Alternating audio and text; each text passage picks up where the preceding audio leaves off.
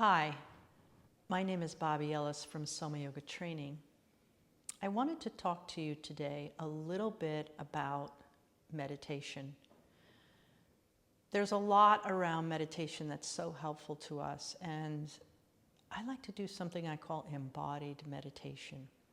Of course, meditation is embodied in any way that you do it, but there's some specific things that is incredibly helpful and somatic in an embodied meditation session. First, I want to talk about sitting in meditation or even lying down, okay? All of those things are okay. So if you need to sit in a chair, you can sit in a chair. If you want to sit like this is called thunderbolt pose. I'll show you from the side. So I'm sitting on my heels. Not a lot of people can do this because of something happening in the front of the foot. Sometimes it bothers the front of your foot, or sometimes people can't bend their knees like this. So this pose might not be for everyone. You can use what this is called a zafu. So you can sit on a zafu. There's a couple ways to sit on a zafu, and one of the ways is one of my favorites. So the first way is you put the bottom of the pelvis on the zafu, and then you come into crossing your legs, and you put one ankle in front of the other and drop the legs down. It's always nice to have the knees a little lower than the hips, because then because if the knees are up like this, that's going to cause a lot of tension and discomfort in your hip sockets. My favorite way to use the zafu is in a thunderbolt pose, but you're turning the zafu on its side so you have a little height, and then you straddle the zafu and you put the bottom of the pelvis right on the zafu, and I like to give it a little wiggle to get really, really comfortable. Okay? You can also sit on a blanket in a myriad of different ways to get a little bit of height. You can also sit on a bolster. If none of those things work for you, you can lie down. The only challenge with lying down is you may fall asleep, right? So meditation is a wakeful opportunity. It's an opportunity to be awake inside of yourself, okay? So once you find the seat that works for you, and sometimes that might be an exploration, might take you a little while.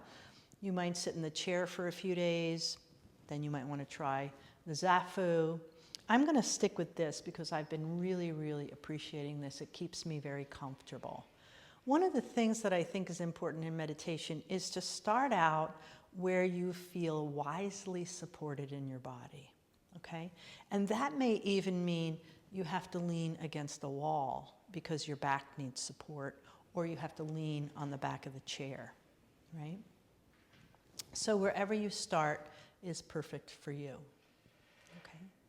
So the first thing that we like to do in embodied meditation is to feel the parts of the body that are making contact with the floor or the chair, the zafu, the blanket. You can do this with eyes closed, eyes open, but you're bringing your awareness inside your body. The more that you can participate with the experience of your body in meditation, the less you will get involved in thinking, right? And the more embodied you will become. So I'm paying attention right now to the tops of my toes, the tops of my feet, the fronts of my shins, how my knees connect to the ground. And I'm going to stay there for a little bit to see what is available to me in terms of the weight of that part of my body. Now, next door, someone is doing a repair on the building. So we have some sound in our meditation today that's not something we would normally hear. So if you hear that, that's what it is, a lovely gentleman repairing the building. So when I start to become aware of my lower legs in contact with the ground, I start to feel a sense of weight. And then I start to feel a sense of a deeper connection between that part of my leg and the ground. Many times in yoga practice, there's a lot of conversation about grounding. And for me and the people that I teach, it's a living exploration of what is my relationship to the earth. It's an alive experience of sensations. That's why I like to take my time to really connect with lower legs and ground. Just take a few moments to do that yourself. If you're not in thunderbolt position and your feet are on the floor, if you're sitting in a chair, just allow that to be your focus of attention. And as you become aware of the weight of your lower legs, your feet, what do you notice in terms of how you breathe?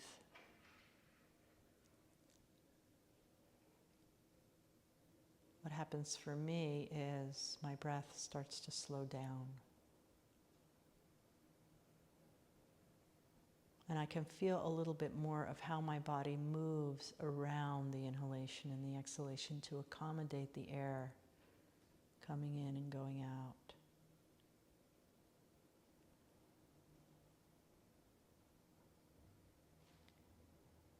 And then moving your attention up to where your pelvis meets whatever it is you're sitting on. And just see, like, where am I touching the ground with my pelvis? Do I have my tailbone under?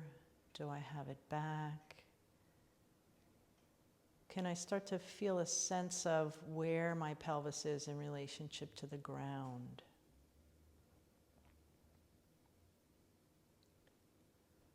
Optimally, notice that word.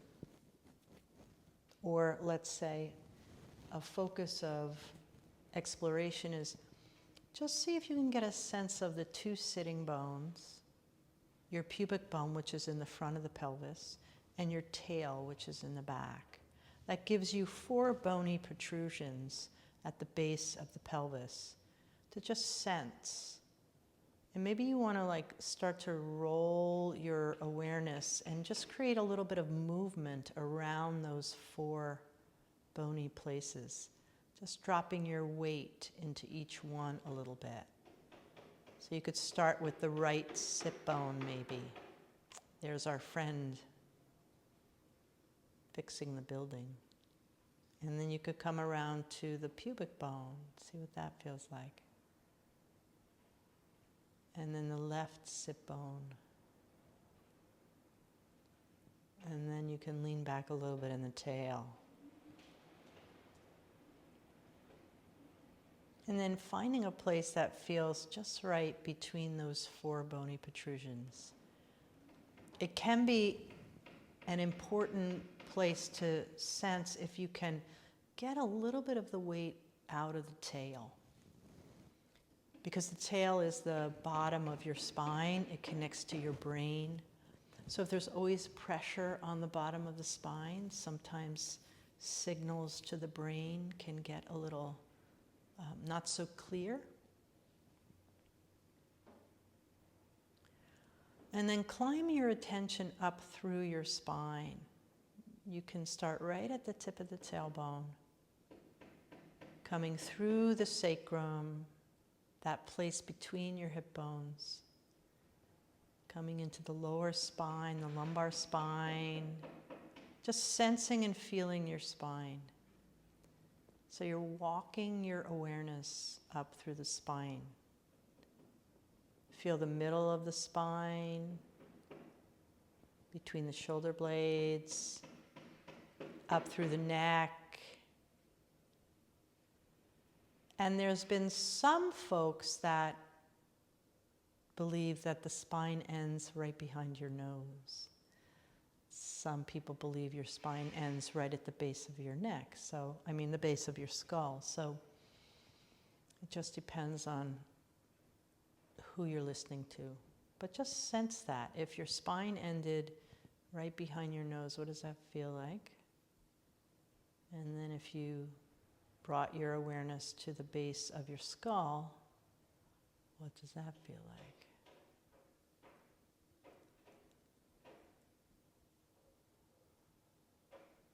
Just taking your time, feeling your spine.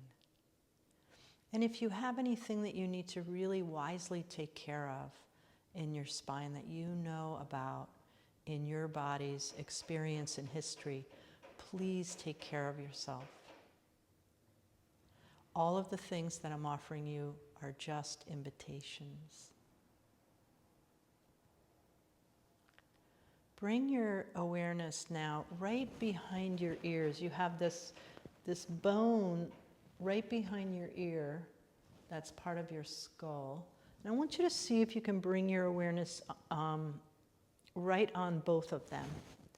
And then see if you can sense that bone lifting up and back.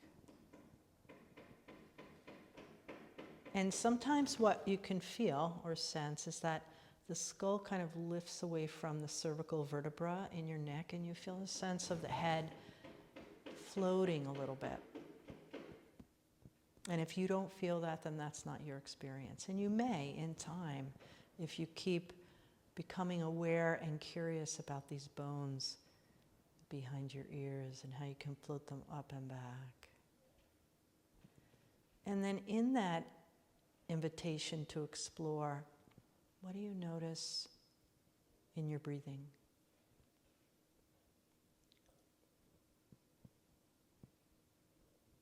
Can you sense and feel the way the body moves on the inhalation? One of the things that becomes really interesting if you just soften around the movement is that the body is little small waves of motion as we breathe in and as we breathe out. And the spine is like a little piece of seaweed connected to the ground of the ocean, and it just waves the ocean of the breath coming and going. And see if you can anchor your awareness on all the variations of how your body moves as you inhale and how your body moves as you exhale.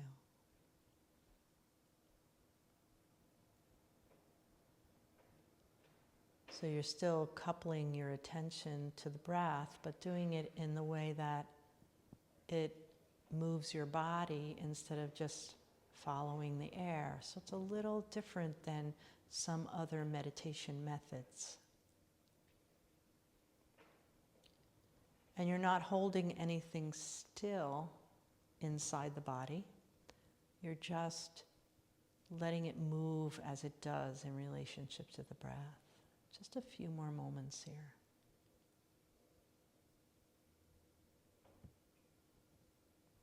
And at any time you can cycle back around to the ground, your weight, your spine, the bones behind your ears.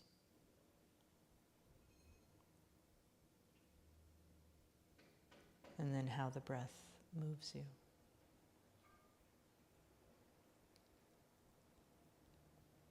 Please stay here as long as you like, and I have very much appreciated your attention. Thank you so much.